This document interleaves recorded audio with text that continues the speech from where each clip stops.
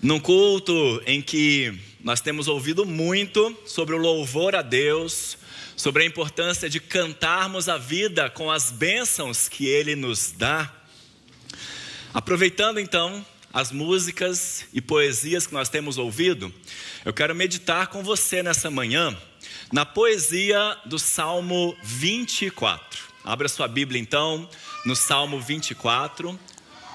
O texto vai passar para você aqui na tela, mas se você tiver uma Bíblia, é muito importante que você abra. Nós vamos voltar aos versículos várias vezes ao longo da mensagem. Salmo de número 24.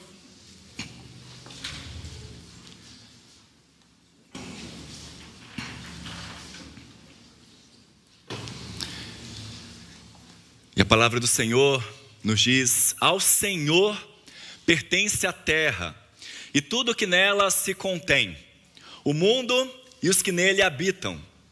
Fundou a ele sobre os mares e sobre as correntes a estabeleceu. Quem subirá ao monte do Senhor? Quem há de permanecer no seu santo lugar?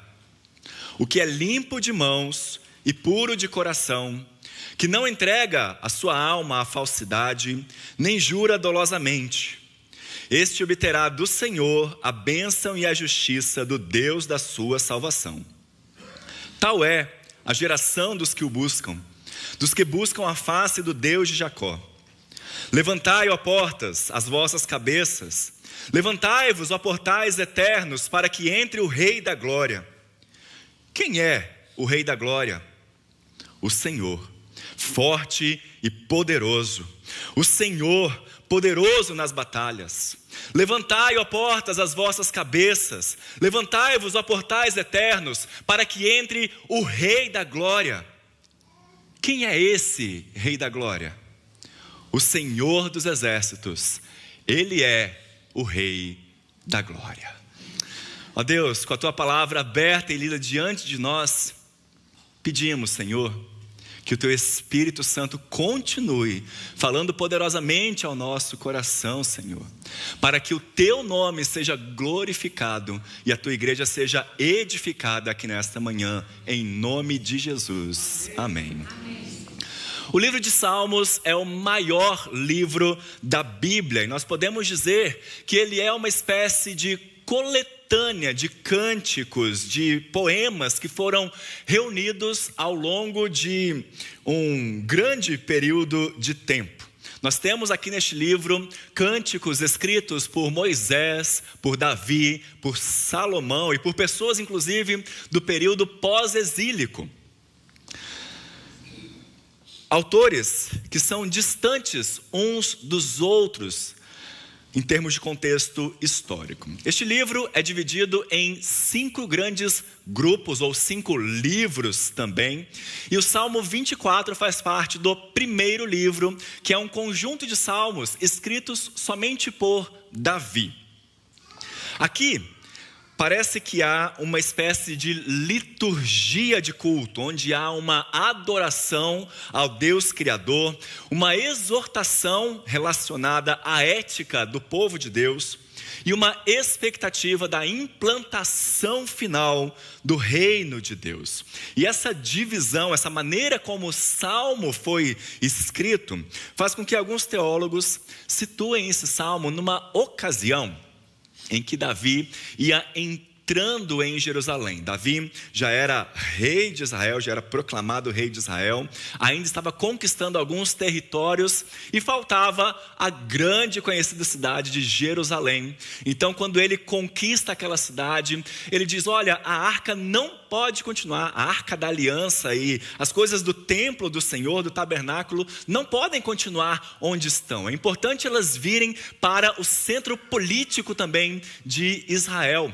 Então vamos levar todo esse aparato que representa a presença do Senhor no meio do seu povo para Jerusalém. E então, o livro de Crônicas, 1 Crônicas, capítulos 13 a 16, vai nos contar como houve toda essa procissão de Davi, dos aparatos do templo, principalmente a Arca da Aliança, e do povo entrando ali em Jerusalém. No Antigo Testamento havia vários objetos que eram considerados sagrados. E um deles era a Arca da Aliança, uma enorme caixa de madeira com alguns detalhes dourados que continha ali a lei de Moisés, o cajado de Arão e um vaso com um pouco de maná do deserto. Ela tinha uma tampa com 2 querubins em cima, e este objeto, essa caixa, representava o trono de Deus. Se o tabernáculo representava a presença de Deus entre o seu povo, a Arca da Aliança ficava no lugar mais profundo, mais talvez até inacessível do tabernáculo, representando o trono do Senhor, onde Deus estava assentado entre os querubins. Então, quando Davi conquista Jerusalém, ele decide levar a Arca da Aliança para ali também. Talvez você se lembre que foi nesse mesmo episódio que Davi entrou dançando junto com as pessoas, e ali ele foi repreendido pela sua esposa. E o que a Bíblia nos conta é que os salmos que foram cantados nessa ocasião, que foram entoados por Davi, pelos cantores, pelo povo, tem na vinda de Deus, na manifestação do Senhor, o seu ponto culminante. Um dos meus filmes favoritos da Disney é Aladdin. E em um dos momentos ali, da história, quando o gênio da lâmpada transforma Aladdin num príncipe, em alguém muito rico, ele vai a caminho da cidade de Ágraba, disfarçado de príncipe Ali Ababwa.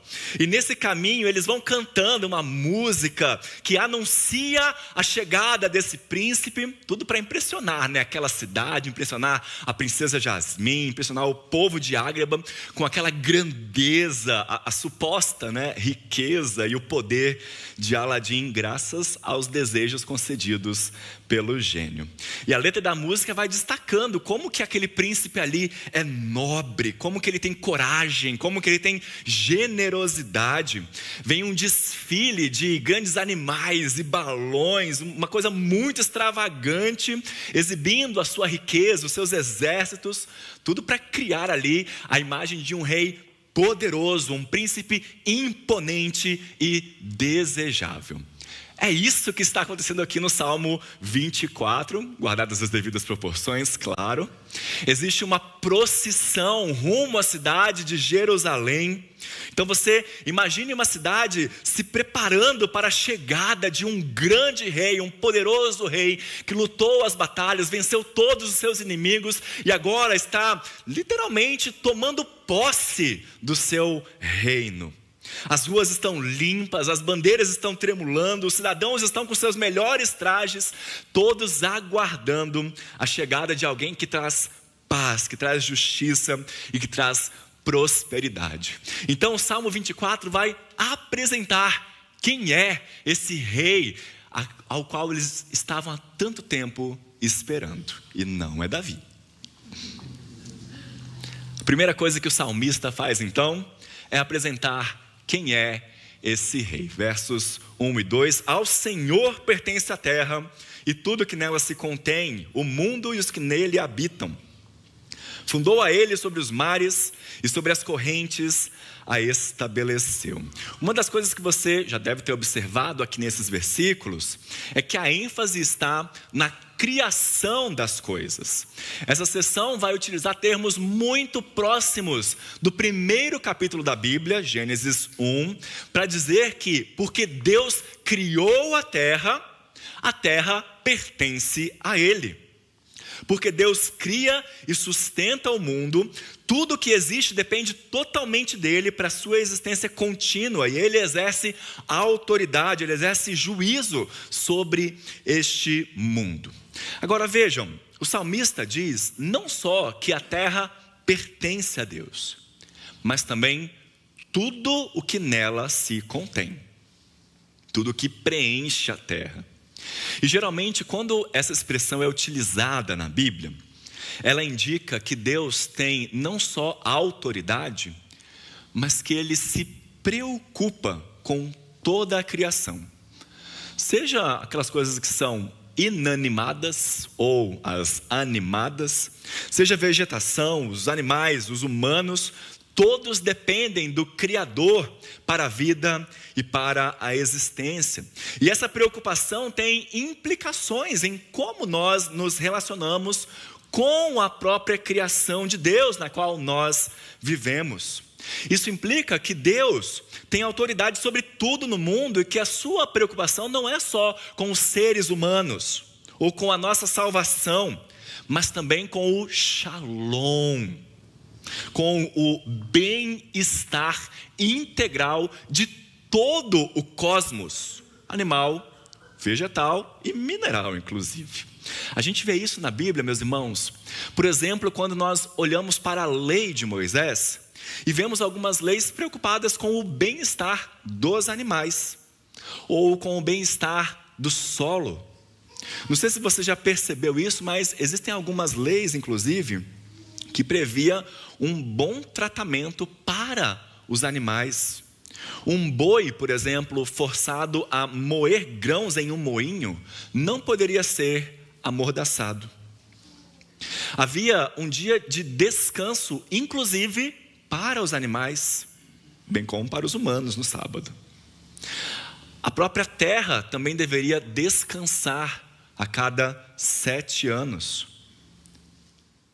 Então notem que essa preocupação divina pela criação deve ter uma influência significativa em como nós nos relacionamos com o ambiente em que nós vivemos. Se a terra é de Deus, porque Ele a criou, Ele a sustenta, Ele cuida dela, Ele a julga, nós, como seguidores deste Criador, devemos pensar em maneiras específicas sobre o mundo e sobre como nos relacionarmos apropriadamente com este mundo. Nem nós, nem o cosmos temos qualquer existência independente fora da vontade e do poder de Deus. Então, nós não podemos pensar que nós podemos, pensar que nós podemos agir de maneira que não dizem respeito ao Criador, ou que a forma como nós usamos e abusamos, da criação é uma questão de indiferença para Deus, é assumir uma postura de incredulidade. Isso está no Salmo 14 também. É a mesma coisa que a gente falar que Deus não existe e não está preocupado com a sua criação. Mas na Bíblia, na verdade, nós somos chamados de agentes. Nós somos chamados de administradores da criação. Nós somos chamados de embaixadores do reino de Deus. Como agentes de Deus no mundo, nós somos chamados a ver o cosmos com os olhos de Deus, não através das lentes do nosso próprio interesse. E é por isso que a gente canta: cuida da tua morada, cuida do pequeno mundo, cuida dos passarinhos e também da flor. Porque como criação de Deus, Deus quer que nós utilizemos bem, que nós nos preocupemos também com isso. Quando lembramos que o mundo é de Deus, somos chamados a confiar nele em vez do nosso próprio poder de controlar, de explorar, de usar o mundo em nosso próprio benefício. Pense, por exemplo, no famoso Sermão do Monte. Ali, Jesus nos chama a desistir de uma atitude, de um esforço ansioso, para depender do cuidado de Deus. Quando a gente olha também para outros salmos, por exemplo, o Salmo 104, o salmista vai dizer que Deus, Ele torna a terra frutífera para que as plantas, os animais e os humanos fiquem satisfeitos com as coisas boas que Ele criou. Então, meus irmãos, quando nós percebemos que a nossa vida está nas mãos de Deus e o mundo também está nas mãos de Deus, nós somos encorajados a tomar decisões mais assertivas, mais éticas, inclusive, sobre as nossas finanças, a maneira como nós produzimos e lidamos com o nosso lixo, a maneira como nós comemos, a nossa alimentação, os nossos relacionamentos, o meio ambiente. Nós começamos a fazer escolhas que são baseadas no bem-estar do cosmos, e não apenas no benefício, na preocupação pessoal. Assim como Jesus Cristo, nós precisamos estar dispostos a assumir a autolimitação, até mesmo o sofrimento, a fim de assumirmos o nosso lugar como agentes, como embaixadores do reino de Deus. E aí sim nós seremos capazes de dizer e entender esse significado completo de ao Senhor pertence a terra e tudo que nela se contém, o mundo e todos os que nele vivem. Aqui nós não podemos deixar também de comentar que este versículo é citado pelo apóstolo Paulo lá no Novo Testamento, na primeira carta aos Coríntios. O que é que estava acontecendo ali na igreja de Corinto? Os cristãos do primeiro século começaram a perceber que eles viviam numa sociedade que adorava a muitos ídolos. Então, quando eles iam no mercado, quando eles iam no açougue, eles percebiam que aquelas carnes ali, elas eram dedicadas a deuses estranhos. Então, chegaram para Paulo e perguntaram: e aí, Paulo, podemos comer essa carne? Será que não é algo estranho um cristão ir no açougue e mesmo assim comprar e comer daquela carne ali que foi oferecida a outros ídolos? E então Paulo vai responder o seguinte: meus irmãos, os ídolos nada são. Aí ele cita o Salmo 24: do Senhor é a terra e a sua plenitude. Então, recebendo esses alimentos com ações de graças, aqueles cristãos poderiam desfrutar de todos os alimentos sem dúvida, sem acusação na sua própria consciência. É daqui que Paulo vai tirar aquela grande máxima conhecida por nós: quer vocês comam, quer vocês bebam, quer vocês façam qualquer outra coisa, façam tudo para a glória de Deus. Não há qualquer alimento, nem mesmo as coisas oferecidas a ídolos pagãos, que aos cristãos seja ilícito comer. Até porque os próprios ídolos estão debaixo do poder de Deus. Essa é a ênfase do versículo 2. Ele diz: fundou a ele sobre os mares e sobre as correntes a estabeleceu. E aqui, além de ter uma linguagem parecida lá com Gênesis 1, onde Deus cria, coloca a terra no meio dos mares, fazendo divisão entre as águas. A ideia aqui, na verdade, é principalmente demonstrar que, ao contrário da crença pagã, que tinha o mar como um grande Deus poderoso, representando o caos contra toda a criação, aquele mar também pertence a Deus. As águas também pertencem a Deus. Fundar então o cosmos sobre o mar é exercer controle sobre ele, é trazer ordem em meio ao caos. Então, o que é que a gente percebe aqui?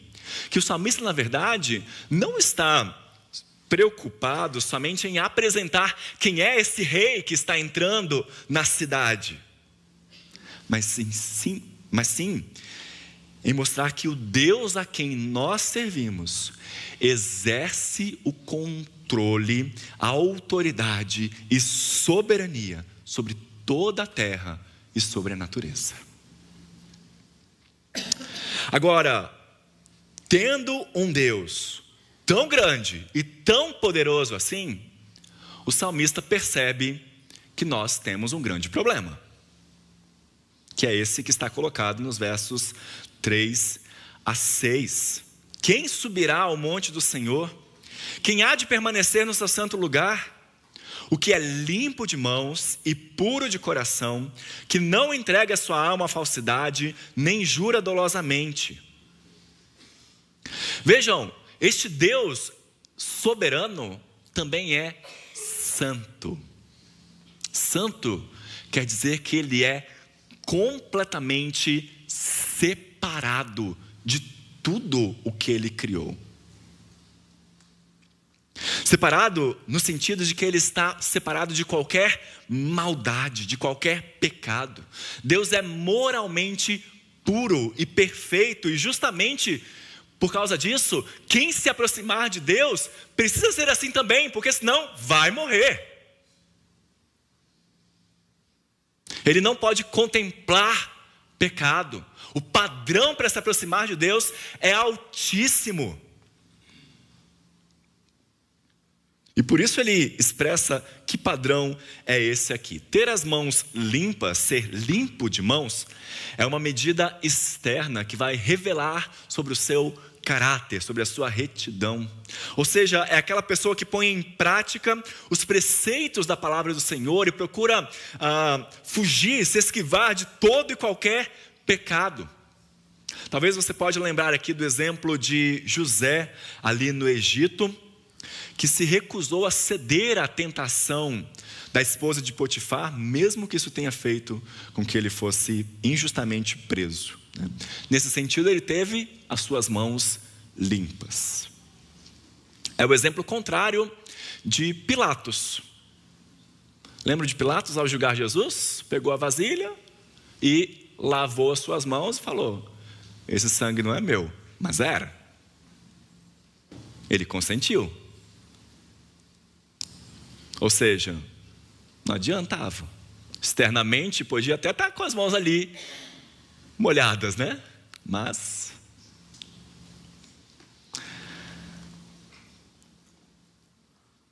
ter um coração puro se refere à santidade interior. É o que Jesus estava falando no Sermão do Monte, quando disse que bem-aventurados são os limpos de coração, porque eles verão a Deus.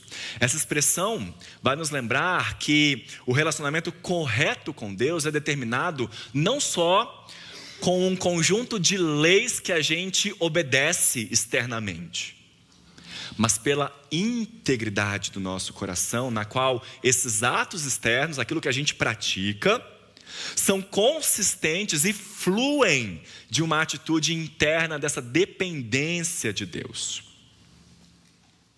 Não entregar a sua alma à falsidade se refere a alguém que tem um relacionamento correto com Deus.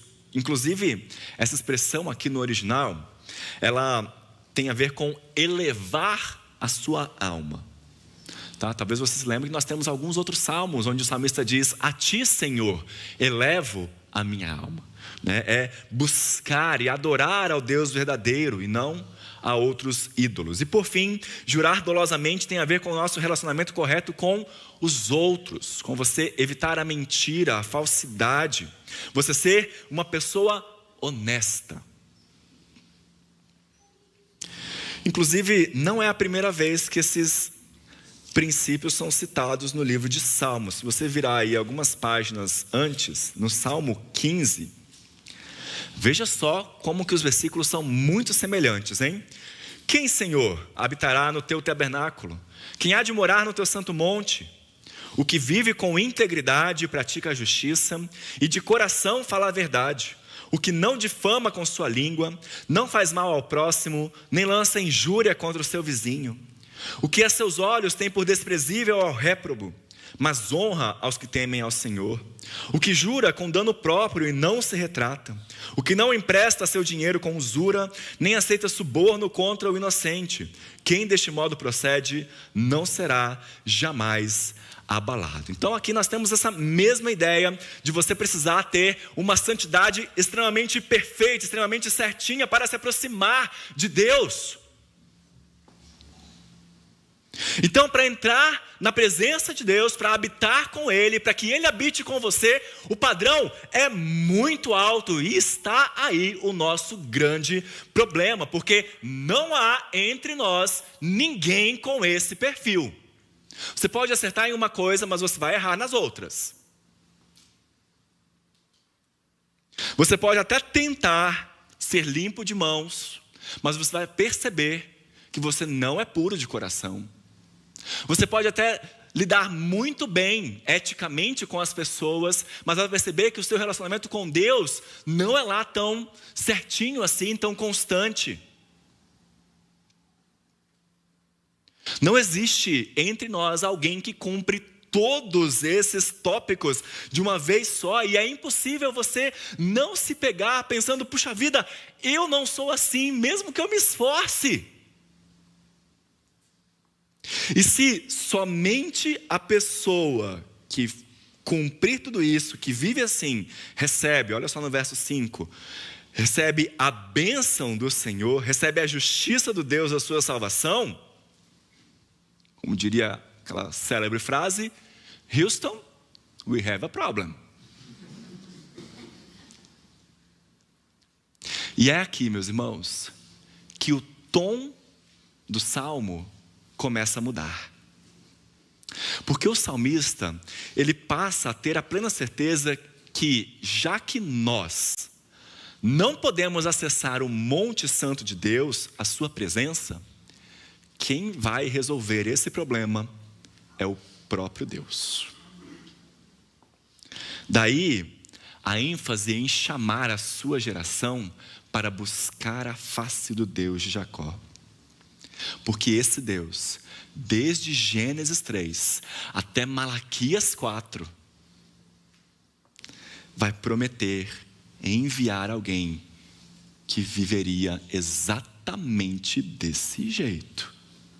Que seria limpo de mãos, puro de coração, que não entregaria sua alma à falsidade, nem juraria dolosamente, não falaria mentira. Pelo contrário, ele seria alguém manso e humilde, alguém que perdoaria os pecados, que levaria sobre si o peso que nós carregamos, alguém que assumiria como seu o nosso problema. No Antigo Testamento, essa pessoa prometida recebe um título, que é Messias, o ungido de Deus, o escolhido de Deus. E o Novo Testamento vai nos mostrar que esse Messias, enfim, veio a nós.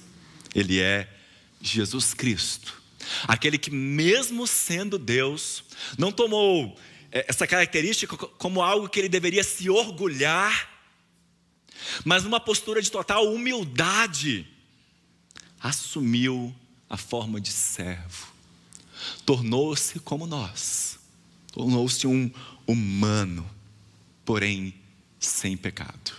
E na cruz, Jesus resolveu o problema do nosso acesso a Deus, oferecendo então um sacrifício efetivo para nós termos acesso ao trono da graça de Deus e para que nós sejamos essa geração que busca a face do Deus de Jacó. Quando mesmo inocente, ele morreu em nosso lugar. E sabe qual é a notícia mais maravilhosa? É que ele não só morreu, porque a morte não o deteve.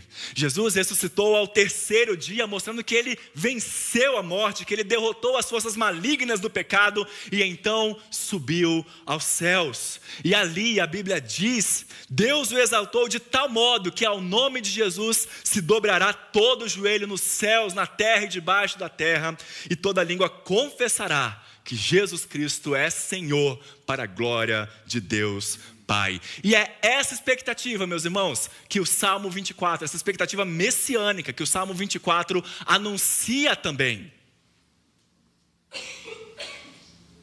Eu quero chamar sua atenção para algo muito rico no livro dos Salmos. Me desculpe se eu estiver sendo repetitivo, porque eu já falei isso outras vezes aqui, tá?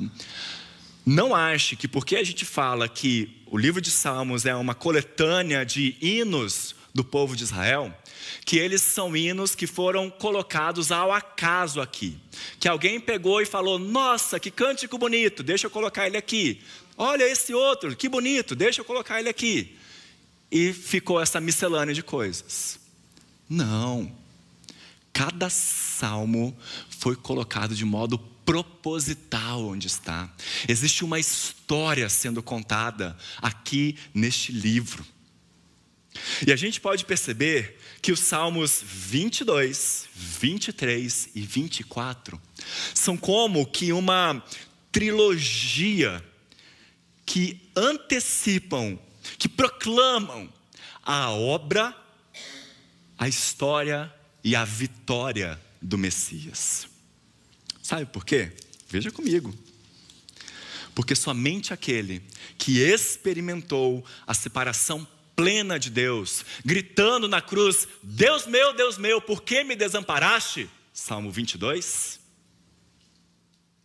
Somente aquele que passa pelo vale da sombra da morte, Salmo 23, e retorna vivo para habitar na presença do Senhor para todo sempre. Somente aquele que foi plenamente limpo de mãos, puro de coração, não entregou sua alma à falsidade, não jurou dolosamente, somente ele pode ser entronizado como o Rei da Glória, porque ele venceu todas as coisas em nosso lugar, em nosso favor e para a nossa redenção. E é por isso que o Salmo celebra a vitória do Messias, convocando não só os portões da cidade de Jerusalém, mas os portões celestiais. Levantai, ó portas, as vossas cabeças, para que entre o Rei da Glória. Levantar a cabeça aqui é um sinal de alegria, de vitória, de expectativa, de esperança. Esses portais da eternidade são instruídos a levantar as suas cabeças, anunciando que o Rei da Glória já venceu e a presença de Deus está disponível a nós através dele. Anunciando metaforicamente a esperança, a alegria que se aproximam dos adoradores reunidos na pessoa do Rei vitorioso, o Senhor. E é por isso, meus irmãos, que nós cristãos devemos ser marcados pela alegria, como ensina Paulo aos Filipenses. Se esse salmo expressa uma liturgia, indicando essa expectativa pelo encontro com o Rei da Glória, o culto que nós prestamos a Deus, meus irmãos, deve ser caracterizado com essa mesma expectativa. Deve ser também um culto alegre, que exalta a majestade do Senhor, que exalta a obra de Jesus por nós, que exalta essa alegria de nós pertencermos ao Senhor e termos a plena certeza de que Ele é um Deus que, se antes estava inacessível, agora pela obra do seu Filho, nós podemos acessá-lo e ter plena certeza de que temos acesso ao seu trono de graça, de que Ele nos ama, de que Ele derrama sobre nós não ira, não juízo, mas misericórdia, graça, bondade, alegria e vida eterna. O Salmo 24 nos chama a reconhecer a soberania de Deus sobre a criação, a buscar, é verdade, a buscar a pureza necessária para adorá-lo e exaltar a Cristo como Rei da Glória. Que nós então possamos viver em constante gratidão, buscando essa santidade e permitindo que Jesus reine em nosso coração, nos enchendo sempre da alegria da expectativa do encontro que em breve teremos com o nosso Salvador. Amém? Deus te abençoe.